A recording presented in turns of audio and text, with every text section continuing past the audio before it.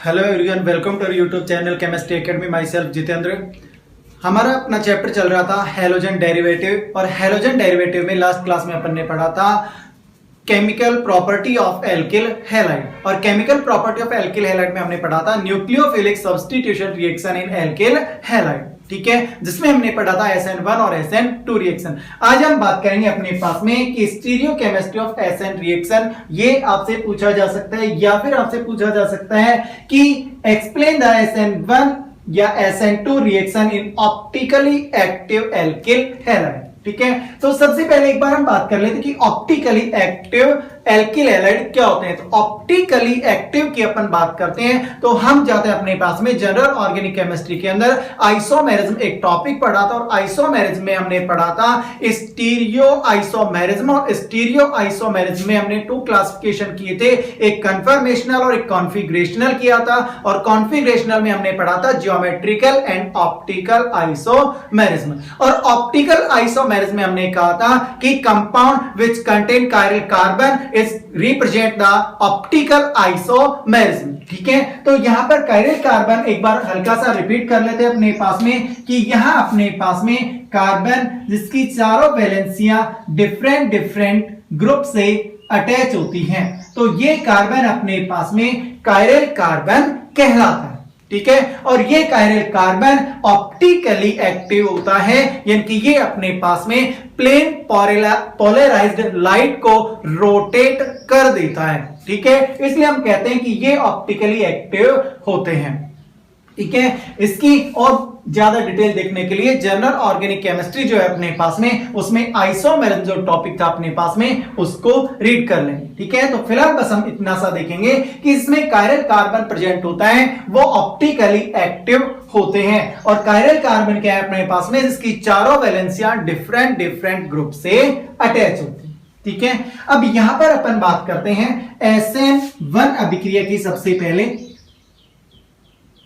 SN1 अभिक्रिया में, ठीक है, SN1 अभिक्रिया के अंदर अपने पास में क्या होगा, तो हम जनरली ये जानते हैं कि SN1 अभिक्रिया 2 स्टेप में कंप्लीट होती है।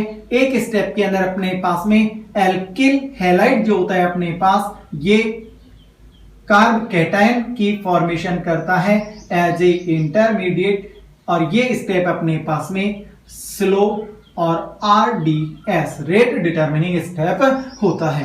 सेकेंड स्टेप के अंदर अपने पास में जो कार्ब कैटायन होता है, इस कार्ब कैटायन पर न्यूक्लियोफाइल अटैक करता है, फास्ट स्टेप होता है और प्रोडक्ट की फॉर्मेशन होती है। ये हम जानते हैं SN1 अभिक्रिया के बारे में, ठीक है। अप्लाई करते हैं इसे। देखिए स्टेप फर्स्ट की हम बात करें तो स्टेप फर्स्ट में अपने पास में कायरल कार्बन प्रेजेंट होना चाहिए अपने पास में, यानी कि यहां पर इसकी टेट्राहेड्रल शेप बनाते हैं, जिसमें हम ये कहते हैं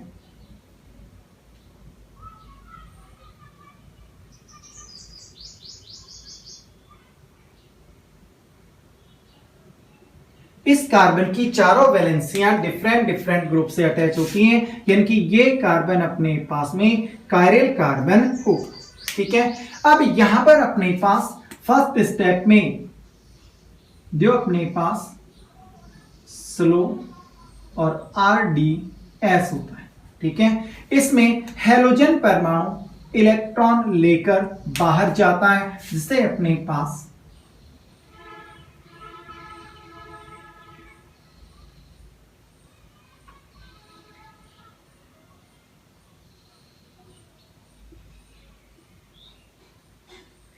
ये कार्ब कैटायन की फॉर्मेशन होती, ठीक है। अब यहां पर अपने पास ये साथ में हैलोजन बाहर निकलता है। अब अपने पास यहां पर जो कार्ब कैटायन बना सेकेंड स्टेप में, अब इस पर न्यूक्लियोफाइल अटैक करेगा,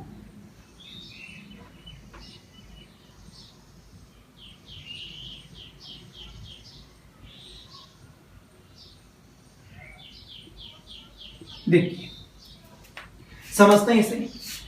यहां पर मेरे पास जो कार्बन एटम है, इसका हाइब्रिडाइजेशन है sp3 और sp3 है तो इसकी शेप होगी टेट्राहेड्रल शेप। और टेट्राहेड्रल में अपने पास दो जो बॉन्ड होते हैं ये एक प्लेन में होते हैं और बाकी दो ग्रुप एक अबव द प्लेन होता है और एक बिलो द प्लेन होता है, यानी कि एक हम कहते हैं टुवर्ड्स द व्यूअर और एक होता है अवे फ्रॉम द व्यूअर।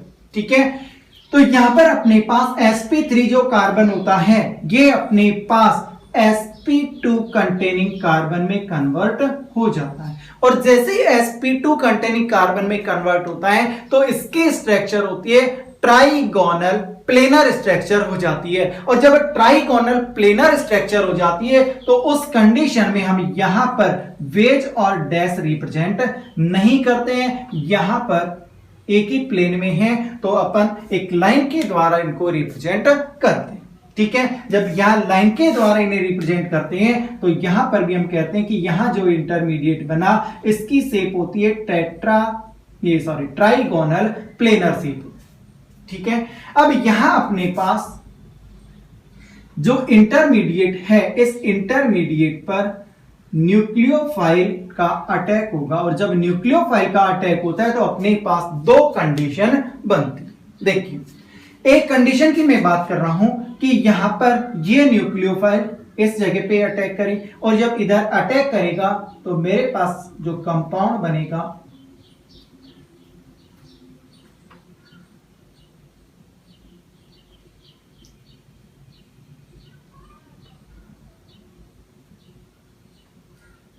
ये कंपाउंड बनेगा। ठीक है, और यदि मैं सेकंड कंडीशन की बात करता हूं, इधर से अटैक करें जिससे मेरे पास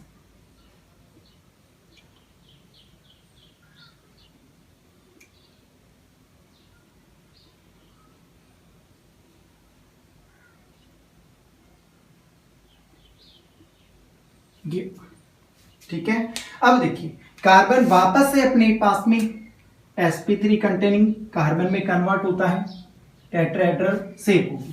ठीक है, अब यहां देखिए अपने पास में जिधर से हैलोजन एटम रिमूव होता है उसी डायरेक्शन में न्यूक्लियोफाइल रहता है, यानी कि यहां पर दोनों ही कंडीशन में कॉन्फ़िगरेशन सेम है। और जब सेम कॉन्फ़िगरेशन होता है तो इसे कहते हैं retention in configuration. Retention in configuration. ठीक है, और जब यहां पर इस प्रोडक्ट को चेक करते हैं तो यहां जिस डायरेक्शन से हैलोजन रिमूव होता है उसके जस्ट अपोजिट अपने पास में न्यूक्लियोफाइल अटैच रहता है। इसे कहते हैं कि यहां पर इन्वर्जन इन कॉन्फ़िगरेशन। ठीक है, तो SN1 अभिक्रिया के अंदर अपने पास में दो प्रोडक्ट का मिक्सचर बनता है और जब दो प्रोडक्ट का मिक्सचर बनता है तो इसे कहा जाता है अपने पास में रैसेमिक मिक्सचर।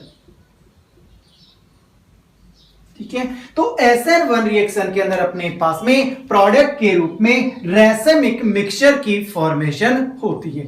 ध्यान रखना है अपने पास में कि यहां जो अपने पास इंटरमीडिएट बना जो sp2 कंटेनिंग कार्बन है तो इसकी जो शेप होती है अपने पास में ये होती है ट्राइगोनल प्लेनर और ट्राइगोनल प्लेनर में अपने पास में न्यूक्लियोफाइल अपने पास जिधर से हैलोजन एटम रिमूव होता है उसी डायरेक्शन से भी आकर अटैच हो सकता है और उसके जस्ट अपोजिट डायरेक्शन से भी अटैच हो सकता है और जिस डायरेक्शन से हैलोजन रिमूव होता है उसी डायरेक्शन में आता है तो इसे कहते हैं रिटेंशन और जब इसके अपोजिट आता है तो इसे कहते हैं इन्वर्जन इन कॉन्फ़िगरेशन। यानी कि कंप्लीटली हम ये कहते हैं कि SN1 रिएक्शन के अंदर अपने पास में रैसेमिक मिक्सचर एज ए प्रोडक्ट के रूप में फॉर्मेशन होती है।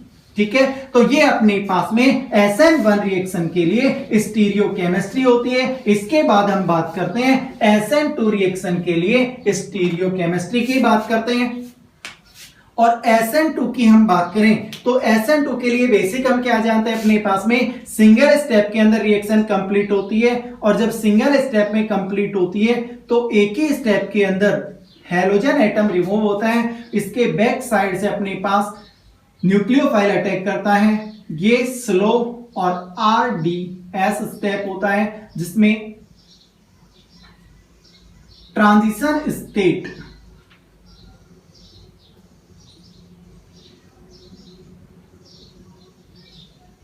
की फॉर्मेशन होगी। इसके बाद फर्स्ट स्टेप जिसमें अपने पास प्रोडक्ट की फॉर्मेशन होती है।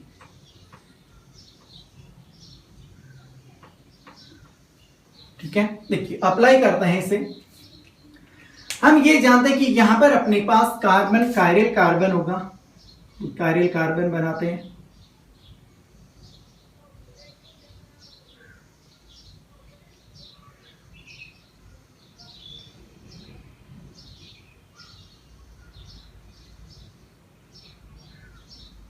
ये अपने पास, ठीक है। अब यहां इसी स्टेप में अपने पास न्यूक्लियोफाइल होता है, ठीक है। अब ये न्यूक्लियोफाइल इधर से कार्बन पे अटैक करता है और इधर से halogen atom remove, slow and RDS, जिससे अपने पास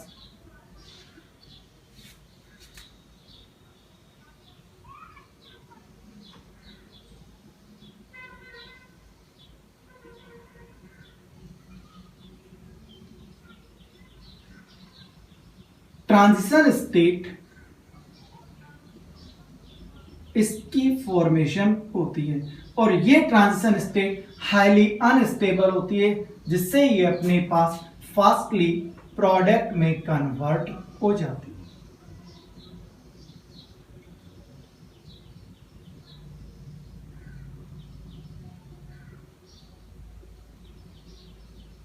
ठीक है, तो यहां पर हम ये देख रहे हैं कि अपने पास जो रिएक्टेंट स्पीसीज है और जो प्रोडक्ट स्पीसीज है, इसमें कॉन्फ़िगरेशन कैसा होता है। तो देखिए इसमें एक ही कंडीशन बनती है अपने पास में कि जिस डायरेक्शन से हैलोजन एटम रिमूव होते हैं उसके अपोजिट डायरेक्शन से न्यूक्लियोफाइल का अटैक होता है, उसके अपोजिट डायरेक्शन में यहां पे न्यूक्लियोफाइल अटैच होता है, जिससे यहां अपने पास इनवर्जन इन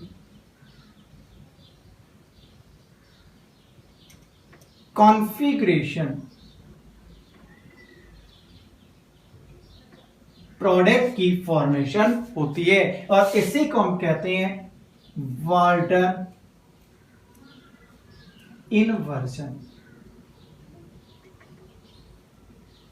ठीक है, तो ध्यान रखना अपने पास में कि यहां पर इनवर्स प्रोडक्ट की फॉर्मेशन होती है, जबकि SN1 रिएक्शन की अपन बात करते हैं तो रेसमिक मिक्सचर की फॉर्मेशन होती है। रीजन क्या होता है अपने पास में कि यहां पर एक ही स्टेप के अंदर न्यूक्लियोफाइल आता है जो हैलोजन एटम के जस्ट अपोजिट डायरेक्शन में अटैक करता है, जबकि वहां पर इंटरमीडिएट के रूप में अपने पास कार्बोकैटायन की फॉर्मेशन होती है, जिस कार्बोकैटायन पर न्यूक्लियोफाइल फ्रंट से भी अटैक कर सकता है और बैक साइड से भी अटैक कर सकता है। दोनों प्रोडक्ट पॉसिबल होते हैं। ठीक है, अब हम बात करते हैं generally SN1 and SN2 reaction जो है अपने पास में, इनमें क्या डिफरेंस होता है।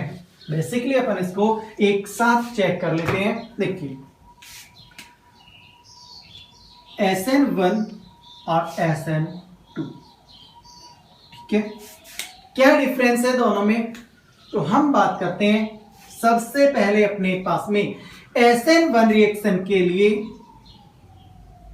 रेट ऑफ रिएक्शन ये डिपेंड करता है अपने पास में केवल concentration of alkyl halide.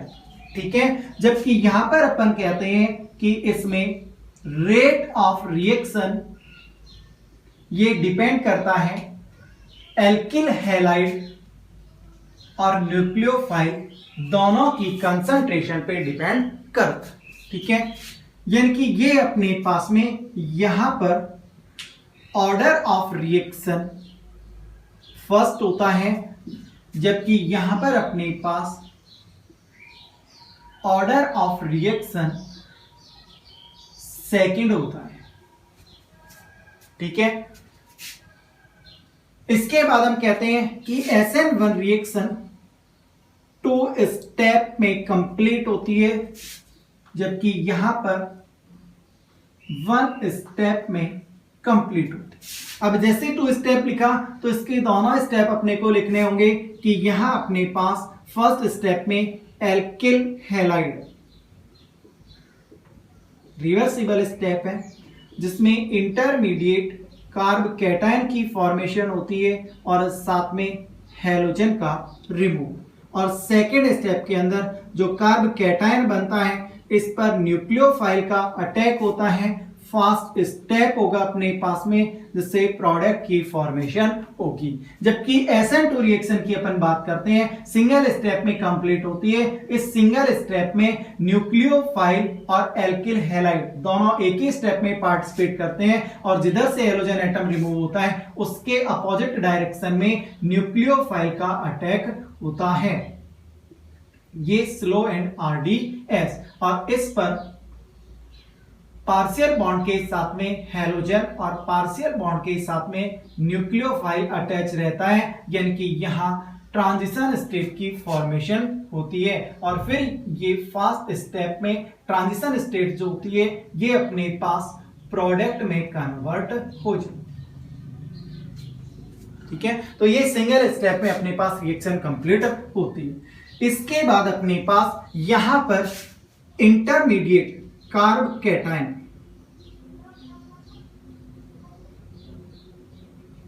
Intermediate की फॉर्मेशन होती है, जबकि यहां पर फॉर्मेशन ऑफ ट्रांजिशन स्टेट की फॉर्मेशन होती है। ठीक है, इसके बाद हम यहां पर प्रोडक्ट चेक करते हैं, तो यहां हम कहते हैं कि प्रोडक्ट के रूप में racemic mixture is formed as product. ठीक है, जबकि यहां पर अपन कहते हैं इन्वर्जन इन कॉन्फ़िगरेशन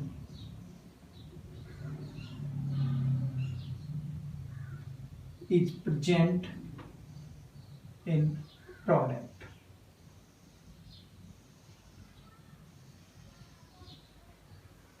ठीक है, इसके बाद हम बात करते हैं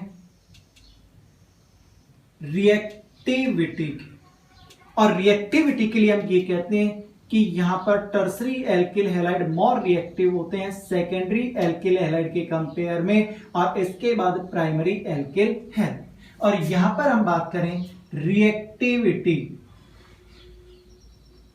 और रिएक्टिविटी ऑर्डर यहां पे होता है अपने पास में primary alkyl halide more reactive होते हैं compare to secondary alkyl halide, और secondary alkyl halide more reactive होते हैं टर्सरी एल्किल हैलाइड। ठीक है, तो यहां पर अपने पास tertiary alkyl halide fastly SN1 reaction represent करते हैं, जबकि प्राइमरी एल्किल हैलाइड जो होते हैं ये SN2 रिएक्शन इजी वे में शो करते हैं। तो ये अपने पास में बेसिक डिफरेंस होता है SN1 एंड SN2 रिएक्शन के अंदर। नेक्स्ट क्लास में हम SN1 और SN2 रिएक्शन के एग्जाम्पल की बात करेंगे। Thank you.